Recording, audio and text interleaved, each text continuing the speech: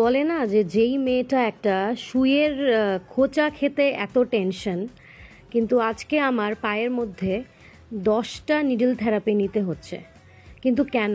যারা আমার ভিডিওটা দেখেছো, মানে আগে আমি ভিডিও করেছি যে আমি কি করে অ্যাক্সিডেন্ট করেছি, কি হলো না হলো, আমার কিন্তু সার্জারি হওয়ার পর কিন্তু পাটা পুরো টাইটনেস হয়ে গেছে।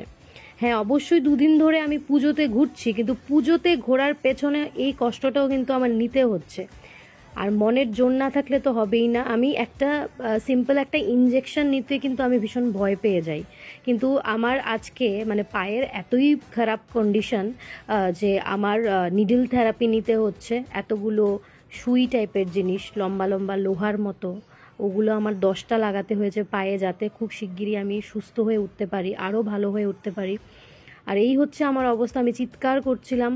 আর একটা সত্যি কথা, কৌশিক কিন্তু আমার মানে শারীরিক মানে সমস্যা হওয়ার পর একটুও মানে খামতি দিচ্ছে না, কন্টিনিউ ও আমার পাশে, কি করে আমি আরও অনেক তাড়াতাড়ি সুস্থ হব, বেটার ফিল করব, ভালো থাকবো, এটার জন্যে কিন্তু সে দিন রাত আমাকে সুস্থ করার জন্যে যতটুক সম্ভব সে আমার জন্যে করছে।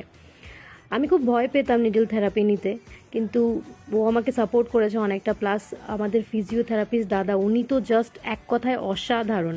কিছুদিন আগে কৌশিকেরও সমস্যা হয়েছিল, উনি একদমই মানে রিকভারি করে দিয়েছে কৌশিককে। আমি জানি আমিও সেরে উঠবো খুব শিগগিরই। হ্যাঁ, একটু কষ্ট হচ্ছে।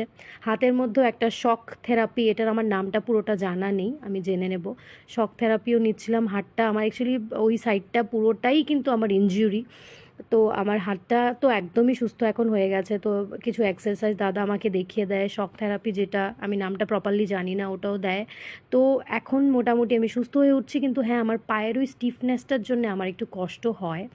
বাট আমি জানি খুব শিগগিরই মা কালীর আশীর্বাদে আমি একদম প্রপার আগের মতো হয়ে উঠবো। কেন কি, অবশ্যই তোমাদেরকে কিন্তু অনেক সুন্দর সুন্দর কাজ আমার দিতে হবে গিফট হিসাবে, যেহেতু তোমরা আমাদেরকে এত ভালোবাসো।